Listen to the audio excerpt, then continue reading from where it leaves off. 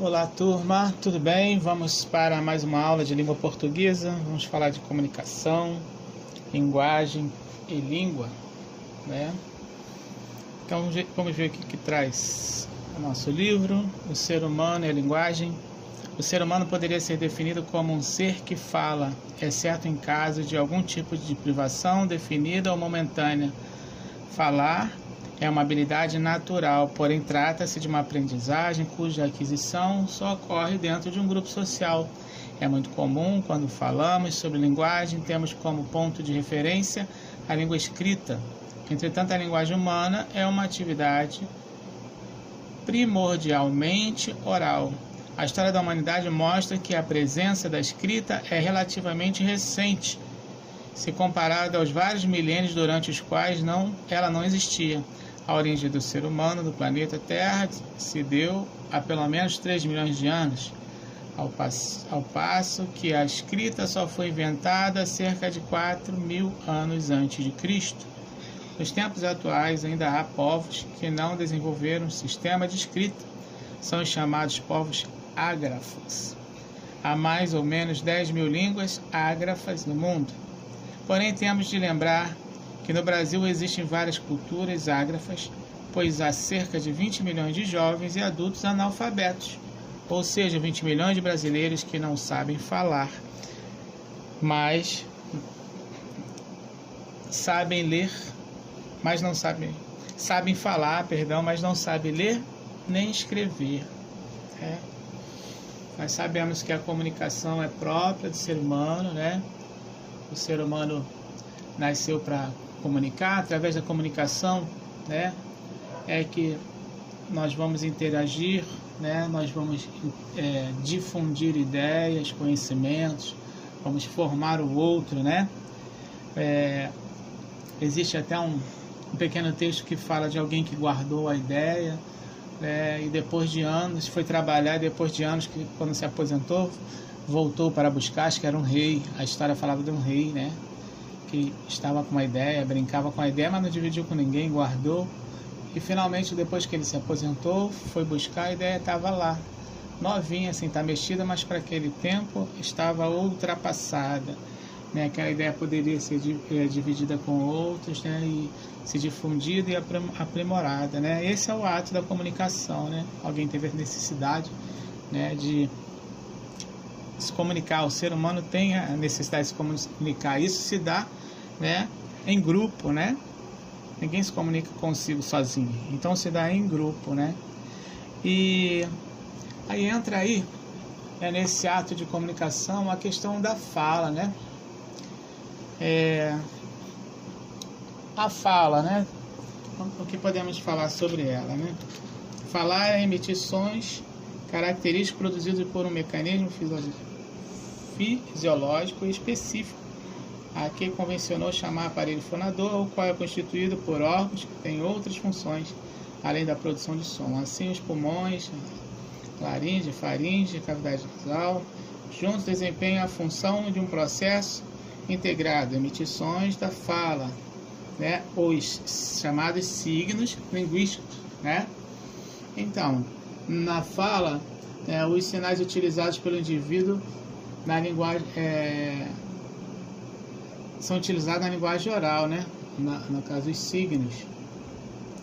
Nós podemos dizer que a fala é um ato próprio, né? Um ato singular, pois cada indivíduo vai optar de acordo com o tipo de variedade, né, que vai querer utilizar para sua exposição. Conforme o contexto, né, nós podemos utilizar, né, uma linguagem verbal, informal, e uma linguagem não verbal, né? A linguagem verbal você pode utilizá-la de maneira formal ou informal, né, em relação aos níveis da fala, de acordo com o contexto, né? Se eu falo com uma pessoa que eu tenho intimidade, eu vou utilizar uma linguagem formal. Se eu for falar com uma pessoa, por exemplo, o diretor da empresa que eu trabalho, eu tenho que utilizar uma linguagem formal. Então, já estou entrando no sentido aqui em relação à fala, nos níveis da fala, né? Aqui nós falamos da emissão, do aparelho fonador, né? a emissão desses signos, mas eu quero aprofundar um pouco para falar em relação a esses níveis da fala, né? Existe a norma coloquial popular, né, informal, e existe a norma culta, né, da fala. Ok? Então vamos continuar aqui. A emissão dos signos linguísticos tem uma riqueza de possibilidades, principalmente se eles forem associados aos elementos com variações de acento, pausa, entonação, etc. Aqui, quando falamos de acento, estamos nos referindo à acentuação sonora, né, e não à gráfica. Assim, na célebre frase do personagem Hamlet de Shakespeare, ser ou não ser, eis a questão, podemos obter inúmeras mensagens. Ser ou não ser, eis a questão. Aí vamos falar da língua natural, a capacidade do ser humano de se comunicar. Realiza-se sobremaneira pelo uso de determinada fala. Fala por este ou aquele povo, também chamada de idioma, língua natural ou língua vernácula, como o espanhol, o inglês, o italiano, o alemão, o francês, o árabe, o japonês e o tupi. Em nosso caso, é a língua portuguesa, a nossa língua natural. As línguas naturais são estudadas por uma ciência chamada linguística. Então, é a linguística que vai tratar, né, da questão da língua, a linguagem, as línguas naturais, né, a origem. As unidades da língua. Ao usarmos a língua, nós nos expressamos de duas formas, de modalidades: oral e escrita, né? Temos a maneira oral e temos a maneira escrita, né? Cada uma também vai obedecer um nível de formalidade. Acabei de falar, né? Se eu for falar com pessoas de minha intimidade, ou num contexto informal, eu vou utilizar a linguagem informal, né? Se não, eu vou utilizar a linguagem formal. Quando falamos, selecionamos e combinamos unidades sonoras para transmitir o que desejamos, assim como ao escrever, selecionamos e combinamos unidades gráficas para melhor fim. Aí temos um exemplo aqui. Eu gosto do Natal porque as pessoas se amam muito mais. Nossa, não sabia que você também pensava assim. Que bom saber que você também se ama mais intensamente no Natal. Você é como eu, pois eu me amo muito no Natal. Sinto que mereço todos os presentes do mundo. Eu me considero a pessoa mais importante do Natal. Por que será que essa data inspira tanto amor próprio nas pessoas? Considerando a linguagem verbal, podemos afirmar que a soma das falas das personagens dos 3 quadrinhos forma um texto, o qual constitui, portanto, uma macro-unidade linguística. É fácil perceber que esse texto pode ser subdividido em unidades menores, como as frases. Por exemplo, a frase "Eu gosto do Natal porque as pessoas se amam muito mais". Esta unidade linguística, por sua vez, resulta da combinação de unidades menores, ou seja, cada uma das palavras que a compõem. Eu gosto do Natal porque as pessoas se amam muito mais.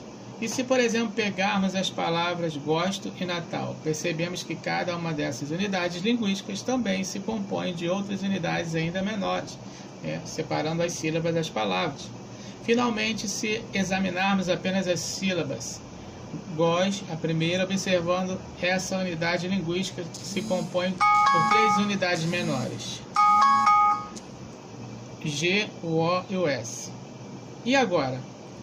Bem, agora já dá para concluir que não é mais possível subdividir, pois chegamos às menores unidades linguísticas, que na língua escrita se chama letra, ou grafemas, e na língua falada vão se chamar fonemas e som da fala, né? Por que nós estamos chegando a essa subdivisão, né? Vamos dividindo, né?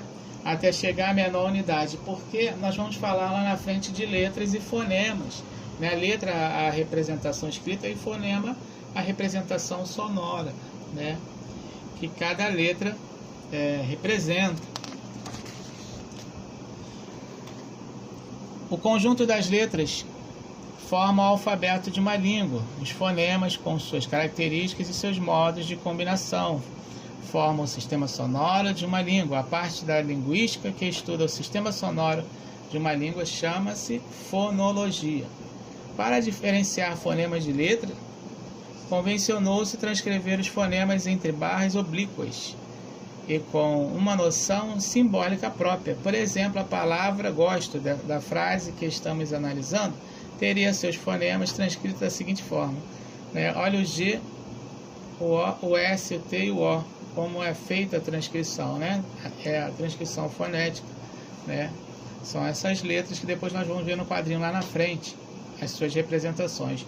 O fonema é a menor unidade sonora distintiva de uma língua, ou seja, a mudança de apenas um fonema de determinada palavra faz que surjam outras palavras, né?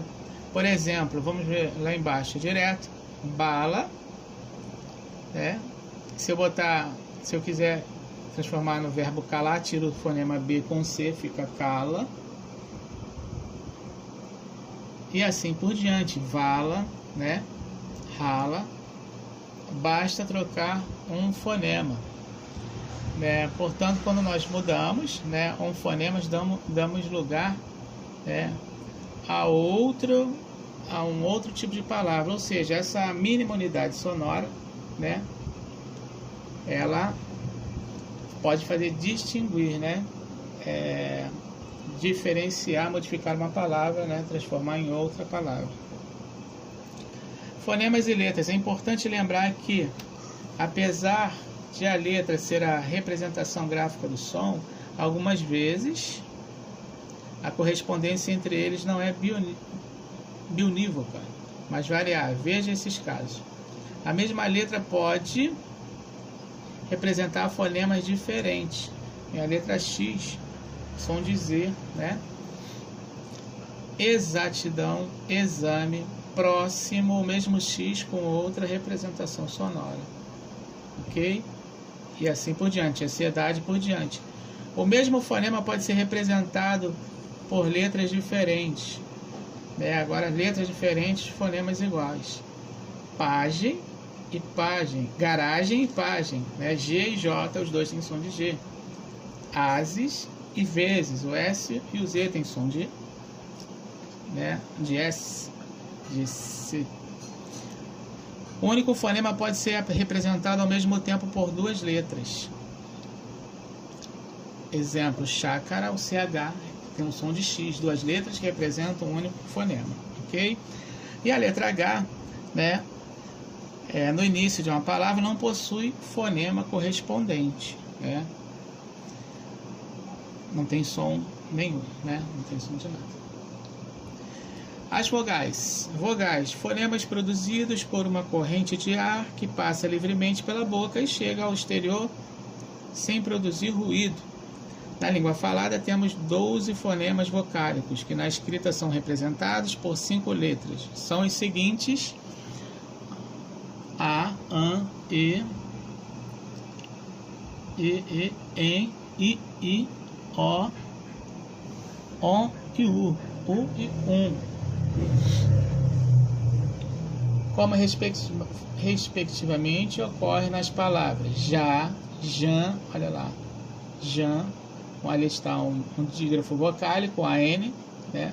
Duas palavras que representam o fonema A com tio, lê, pé, lento, ida e os demais, ok? As letras A, E, I, O, U, né?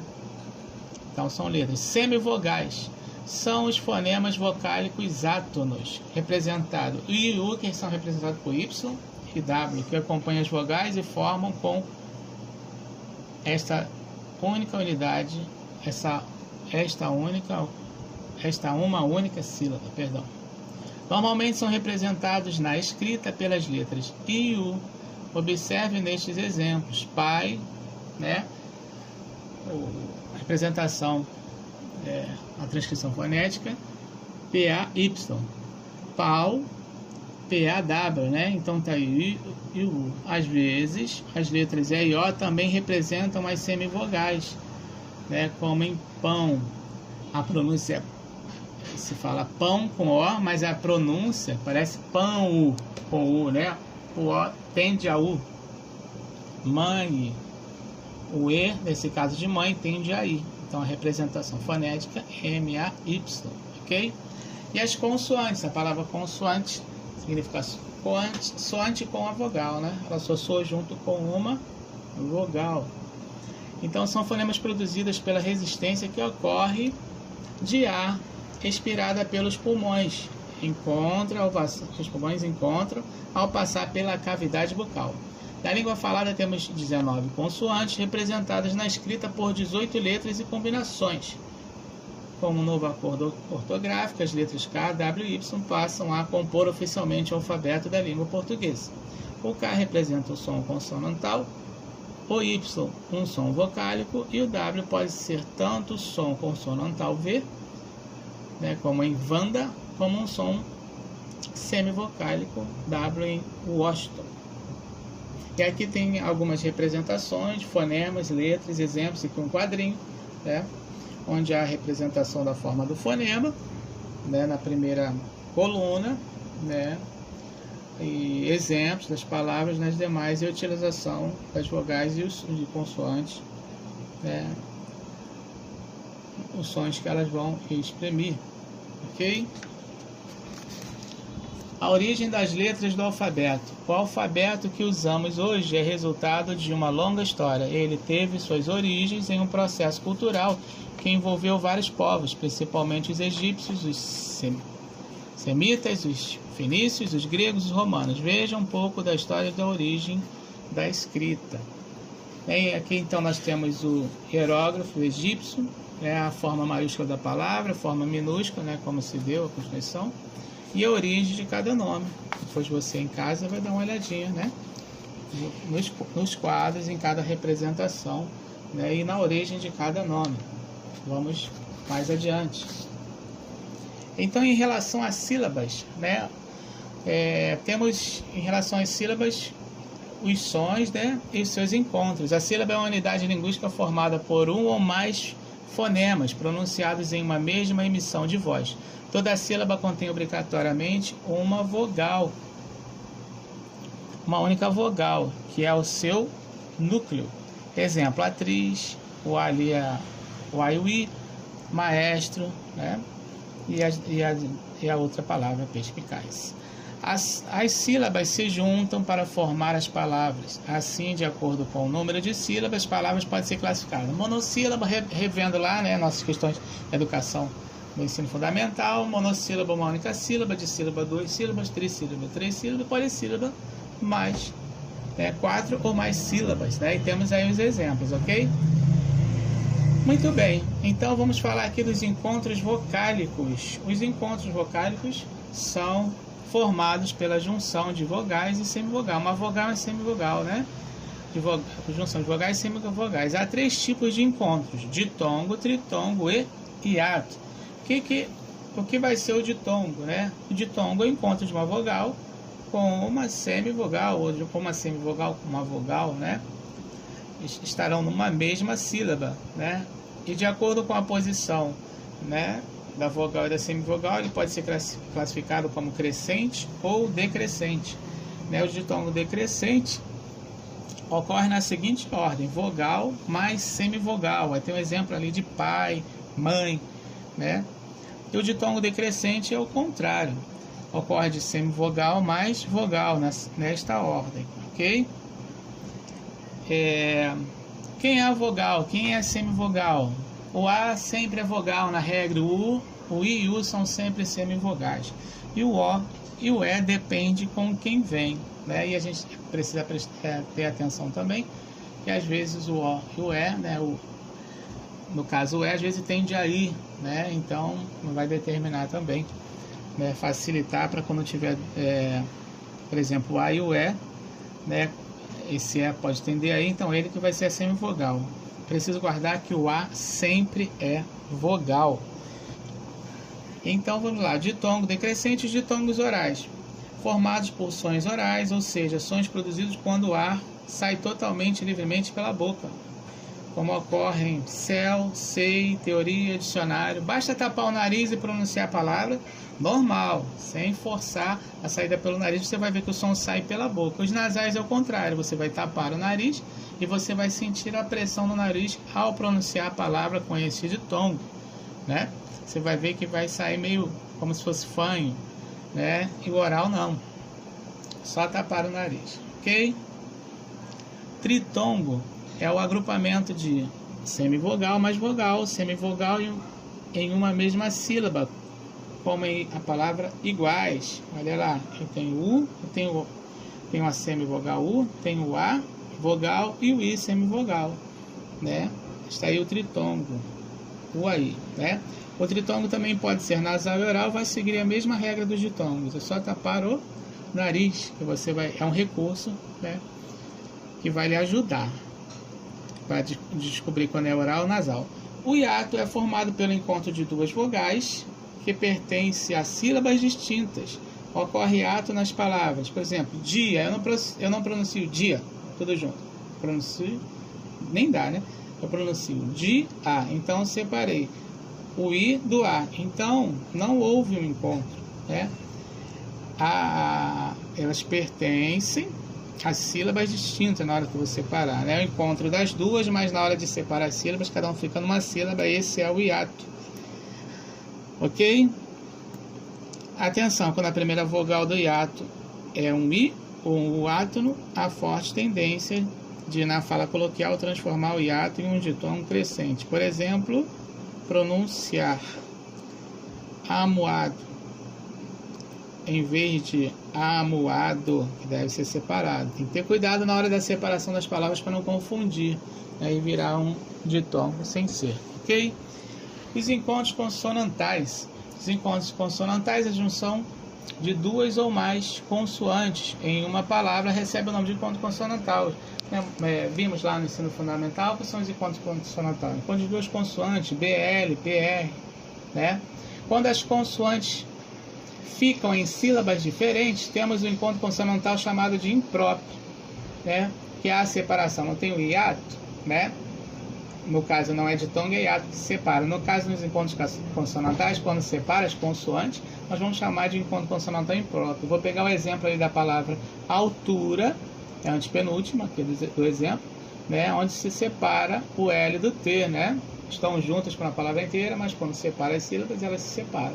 São chamados de encontros consonantais impróprios, ok? E os dígrafos? Dígrafos, o grupo de duas letras representando um único fonema. Duas letras representando um único fonema são os dígrafos. E esses dígrafos podem ser classificados em dígrafos consonantais ou dígrafos vocálicos. Os dígrafos consonantais é quando eu tenho duas consoantes que representam um só fonema, né? Temos aí o CH, o LH, o NH, o RR, né? No caso da palavra carro, representa o som RE, um fonema só. No caso da palavra chave, representa na pronúncia o som de X, né? Chave. E no caso dos ditongos, dos dígrafos consonantais e os dígrafos vocálicos, são duas palavras também que representam um único som. Quando eu falo a palavra cantam, por exemplo, a palavra cantam. Vamos lá para cima no exemplo que é melhor. A palavra campo, é como se eu colocasse um tio em cima do A e o O não aparece o som do M. Então fica campo, né?